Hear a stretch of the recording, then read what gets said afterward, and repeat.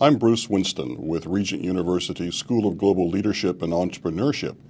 It's a privilege and an opportunity that I really cherish to have the time to discuss the paper that I wrote on the virtue of charity, a foundation for leadership. This paper presents the virtue of charity as expressed in the New Testament concept of agape love within the context of leadership. A virtue can be defined as a psychological process by which an individual thinks and acts such that the end result is that the individual and society benefit.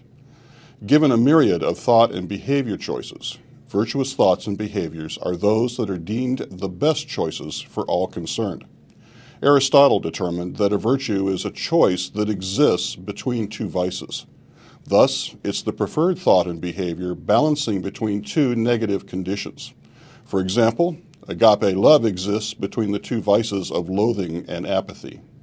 Loathing could include a number of conditions, including pride, jealousy, arrogance, love of self over others, and domination. Apathy, on the other hand, is a condition in which there is no positive or negative concern for another.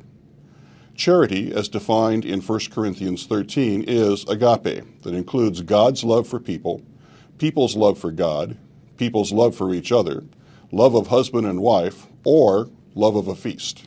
Since 1 Corinthians 13 was written as a response to the members of the church at Corinth who were boasting about their speaking in tongues and the prideful behavior towards other people, it's reasonable to presume that the use of agape in 1 Corinthians 13 refers to people's love for each other.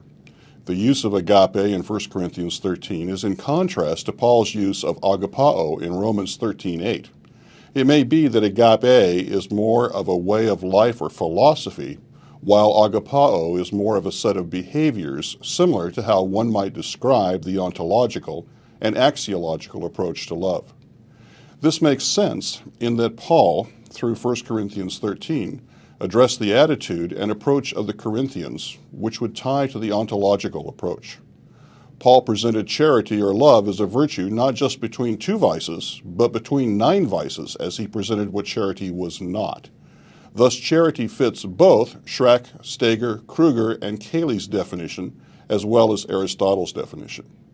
In this paper, the use of agape is translated to charity in the King James and American Standard versions of the Bible, addresses the attitude and approach of leaders toward people with axiological examples used only to clarify the ontological framework.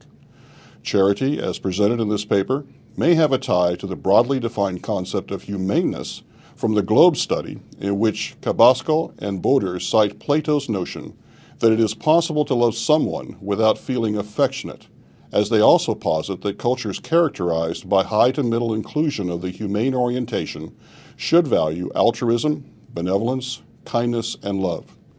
Wesley provides an insightful pattern of 1 Corinthians 13 when he points out that 1 Corinthians 13, 1-3 expresses the necessity of love, while verses 4-7 provide what love is and what it is not, and verses 8-13 explains the stamina of love compared to other virtues.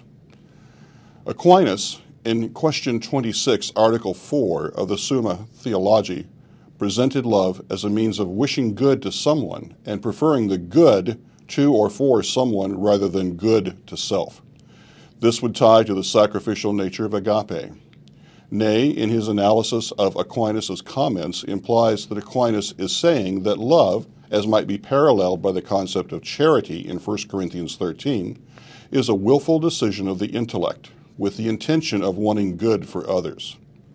This seems to support the notion of agape as an ontological construct rather than an axiological construct.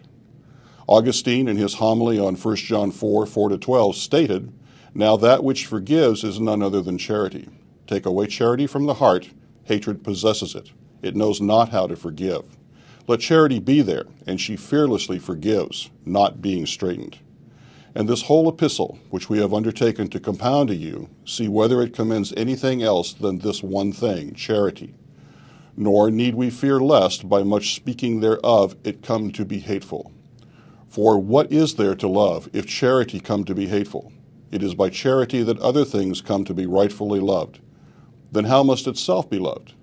Let not that, then, which ought never to depart from the heart, depart from the tongue." End of quote. Augustine's comments support the notion that agape is in contrast to hate, which offers one of the vices that Aristotle would say brackets the virtue of love. In this paper, we accept as fact that Paul is the author of chapter 13 of the first letter to the church at Corinth, although there is some scholarly debate as to whether or not he wrote this chapter. There are variations in the grammar and word use by Paul when contrasting to other letters, notably his reliance on agape in 1 Corinthians 13 compared to the more common use of agapao in Romans, as I mentioned before. However, Corley makes a strong case that Paul is the author of chapter 13. It's helpful to understand why Paul includes this treatise about charity. According to Martin, Paul wrote this treatise on the virtues of charity in reaction to the record of vices noted in the church at Corinth by those people who were bragging, boasting, and acting in an unbecoming manner with regard to their ability to speak in tongues. Paul presents charity as a form of a super virtue, lying not just between two vices, but between all forms of vices then demonstrated by the Corinthians. Let me read for you the text of 1 Corinthians 13. "Though I speak with the tongues of men and of angels, and have not charity, I am become as sounding brass or a tinkling cymbal. And though I have the gift of prophecy, and understand all mysteries and all knowledge, and though I have all faith, so that I could remove mountains, and have not charity, I am nothing. And though I bestow all my goods to feed the poor, and though I give my body to be burned, and have not charity, it profiteth me nothing. Charity suffereth long and is kind. Charity envieth not. Charity vaunteth not itself, is not puffed up, doth not behave itself unseemly, seeketh not her own, is not easily provoked, thinketh no evil, rejoiceth not in iniquity, but rejoiceth in the truth, beareth all things, believeth all things, hopeth all things, endureth all things. Charity never faileth, but whether there be prophecies, they shall fail. Whether there be tongues, they shall cease. Whether there be knowledge, it shall vanish away. For we know in part, and we prophesy in part. But when that which is perfect is come, then that which is in part shall be done away. When I was a child, I spoke as a child, and I understood as a child, and I thought as a child. But when I became a man, I put away childish things. For now we see through a glass darkly, but then face to face. Now I know in part, but then shall I know even as also I am known. And now abideth faith, hope, charity, these three, but the greatest of these is charity." End of quote. Charity, or love, is the basis of what Bryant defined love leadership to be. And I quote, "Love in the context of love leadership is not the same as love for your life partner, love for your children, or even love for a big dish of chocolate ice cream." End of quote. Rather, we refer to the agape definition of love found so frequently in the Bible. Love meaning unconditional love for your neighbor, a love as powerful as humankind's love for God. It means to treat others as you want to be treated. Bryant positioned love against fear and included characteristics of love such as caring for others, being vulnerable, giving, and seeking good for others. Bryant also included actions of love in addition to thinking in love, thus combining the ontological and axiological components. This is in contrast to this paper that defines agape as ontological and agapao as axiological. What is charity? 1 Corinthians 13 explains what charity is and what it is not. This section of the paper describes what charity is and ties it to other passages in scriptures and contemporary literature.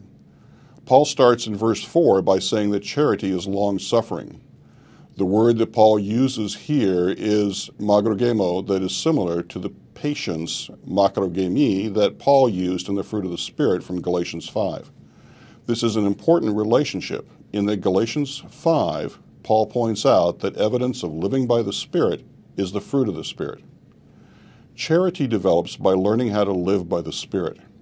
This notion of long-suffering applies to contemporary leadership, in that leadership is about relationship and leader-follower development.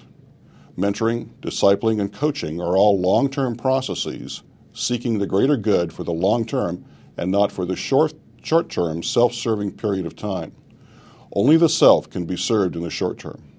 Paul continues by telling us that charity is kind. And the word here that we find is different than the word praus in the Beatitude, where we determine it to be blessed are the meek. The concepts found in Matthew as well as here in Corinthians are similar in that mildness and meekness become a way of life. However, one should not consider mildness and meekness as synonyms with weakness. Praus in Matthew 5 carries with it a sense of controlled discipline, which implies a reaction with controlled strength, whereas love, being kind, connotes a sense of focus on others as action rather than reaction. Kindness seeks to do what is good for the other person, rather than what is good for self. A tenet of servant leadership is that the focus of the leader is on the employee follower, and while an unkind approach can focus on self or organization, a kind focus is on others and what others need. This kindness is similar to what Coos and Posner refer to in their 4 points of leadership love: healing and energizing, compassion, service, and honesty. Coos and Posner go on to say, and I quote, "Leaders are in love. They're in love with people. Ethical leadership is not simply an affair of the head, it's an affair of the heart." End of quote. Charity rejoices in truth, as we see in verse 6. Truth here, and I'll never pronounce it correctly, alegeia, meaning truth in any matter under consideration. Charity or love seeks to know and work with the truth and does not hide the truth. This does not mean that leaders today work with a lack of maturity or a lack of discretion in how truth is discussed. However, truth is not hidden or covered up. Truth is kept in the open. Charity bears all things, according to verse 7. To bear here is the word stego, meaning to hide from or to hold out against others. This is significant in that charity does not go with the flow of peer pressure, but stays with truth and what is right, regardless of the personal outcomes and difficulties. Leaders who exhibit charity follow the 2 beatitudes of seeking righteousness and being pure in heart. Leaders seek out the right, the just, the holy things to do, and remove that which might distract them from doing the right things. Leaders must not permit improper behavior towards employees or followers, but rather should speak up and defend those who may not have the ability to do so themselves. Charity, according to verse 7, believes all things, or is to have confidence in others. Leaders need to display confidence in employees, but this should occur in a controlled, progressive manner. Scripture says that we who are faithful with little are entrusted with much, and so it is with confidence. Leaders, through employee development, engage in education and training, and allow people under the leader's supervision to work alone with small matters and small amounts of resources. Leaders then evaluate and discuss the results with employees, helping the employees see what should be done better in the future. As the employee gains expertise, the leader's confidence rises. However, the leader should not be overconfident or mislead the employee, since we have already learned that charity is about truth. Leaders must be open and forthcoming to the employee about the employee's limitations. Verse 7 goes on to say that charity hopes all things. Hope and belief tie together, in that hope sets expectations of future performance and delivery. Leaders tie hope with positive belief about employees and engages training, education, and evaluation with feedback to reduce the gap between hope, expectation, and performance. Charity endures all things, according to verse 7. Paul uses the Greek term here meaning to tarry or remain behind and to hold fast onto one's beliefs. In summary of this, the 7 statements of what love is may be viewed as 3 describing self, long-suffering, kind, and rejoices in truth. 3 that describe others, bears all things, believes all things, and hopes all things, while the last, endures, is a combination of both self and other. The focus on self and others aligns with Kathleen Patterson's proposition that love encourages employees and followers to take risks, to learn, to grow, and to demonstrate moral and ethical behavior in the workplace. Now let's look at what charity is not. Paul states that charity is not jealous or envious. This we find in verse 4. Leaders should not be concerned about what other people in the organization have or do not have, or how others are treated compared to themselves. Jesus points this out in his comment to Simon Peter in John 21:22. After Simon Peter refers to John, Jesus says, and I quote, "If I want him to remain until I come, what is that to you?" End quote. A lesson found in Romans 12:2 is that we are to know the perfect will of God for our life, and as we seek to fit into God's plan, it's not important what God does with or for other people, but only what each do for God as He directs. Verse 4 continues by saying that charity love does not brag. Love does not brag in the Greek implies that one does not boast about oneself. This relates to the concept of pride in that while it is permissible to be joyous and speak well of the accomplishments of others, we should not boast of our own accomplishments. Proverbs 27:2 says that, "Let another praise you and not your own mouth, a stranger and not your own lips." End of quote. This does not mean that a leader denies his or her accomplishments, but graciously accepts the positive comments and awards given by others. Tied to the notion of charity, or not bragging, is the claim in verse 4 by Paul that charity is not arrogant. The Greek here means puffing up one's accomplishments and misrepresenting what was done and attributed to oneself. Verse 5 states that love does not act unbecomingly. According to Matthew Henry, this means not to do anything that is out of place, out of bounds, indecent, or unseemly. Rather, charity seeks to do that what is right, just, and holy, according to the Sermon on the Mount, "Blessed are those who seek righteousness." Paul continues in verse 5 to state that charity does not seek its own. This implies a negative form of pride or hubris and puffery when we seek our own. It's a means of elevating oneself above others. This is in contrast to the teaching of Jesus that if one is to be the first, one must be last. This also ties to the comment written earlier that charity is a virtue that lies between loathing and apathy, in that elevating oneself above others is part of loathing. This notion of not seeking its own, or in reverse, caring for others, relates well to Autry's comment that love in the workplace is caring for people rather than manipulating people. It also relates well to Hoyle's comment that effective managers express love by really caring about their employees through helping them succeed both as persons and as productive workers who reach their goals. Verse 5 says that charity is not provoked. This conveys the notion of not becoming exasperated or letting anger get control of you. This seems to align with the beatitude of "Blessed are the meek," where meek implies controlled discipline. Continuity with verse 5, charity does not imply that we are suffering. That, according to Matthew Henry's comment, means not to look for evil in others or charge others with guilt, but rather to perceive the good in others and to forgive others' errors toward you. This ties to the beatitude of "Blessed are the merciful" as the axiological pairing to this ontological quality. Verse 6 states that charity does not rejoice in unrighteousness. According to Matthew Henry, this means that one would not take joy in hurting another as we might find in a leader with hubris. Rather, leading from charity would seek the well-being of employees and followers. This ties to the beatitude of "Blessed are those who mourn." In summary, the 8 statements of what love is not can be described in terms of self-other as the prior statements of what love is. The following statements of what love is not apply to self: does not act unbecomingly, does not seek its own, is not provoked, and does not rejoice in unrighteousness. While 2 statements refer to others: not jealous, does not take into account a wrong. And 2 refer to the interaction of self and others: does not brag, and is not arrogant. The descriptors of what love is and love is not provide an opportunity to evaluate the heart or ontological attitudes and beliefs of a person, while the Beatitudes provide an opportunity to evaluate the actions, axiological behaviors, of a person. An opportunity for future research exists for developing an instrument to measure both ontological and axiological expressions of charity, to follow up perhaps with education and development programs for leaders based on what the instrument scores are.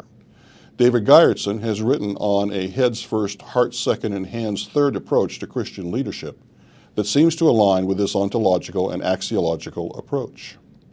Now, what about charity referenced in other New Testament locations? Paul opens the 14th chapter of 1 Corinthians by summing up his request that the members of the church at Corinth pursue charity, and if they wish to pursue spiritual gifts, to see prophecy rather than speaking in tongues. Perhaps to follow after charity and desire other spiritual gifts, but rather that one might prophesy.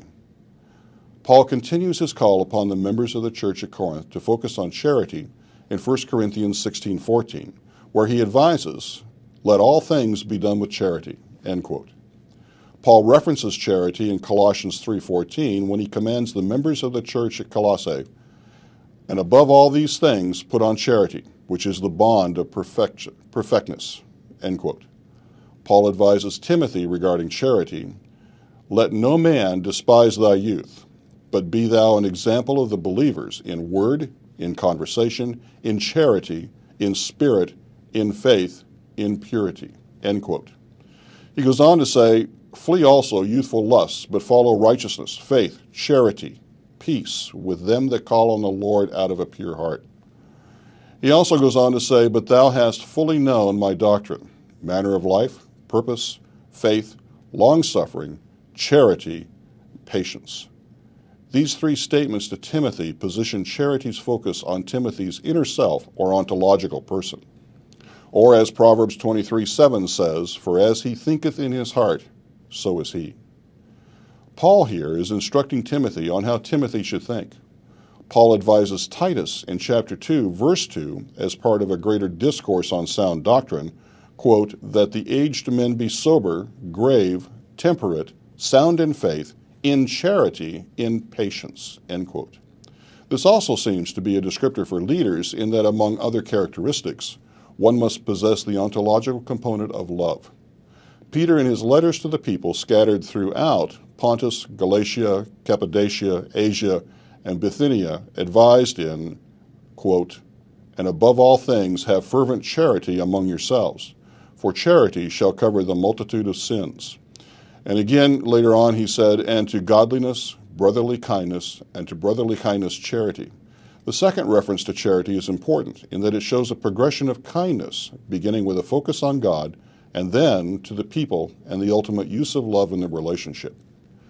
John, recording his vision in Revelation 2:18-19, shows God's message to the angel of the church in Thyatira, "I know thy works, and charity, and service, and faith, and thy patience, and thy works, and the last to be more than the first," end of quote. Note the separation of works and charity that supports the notion of charity being an ontological concept rather than an axiological concept. In summary, charity is a powerful force in the leader-follower relationship, according to Kathleen Patterson, and I quote, "Servant leaders lead with love, are motivated by love, and serve their followers with love.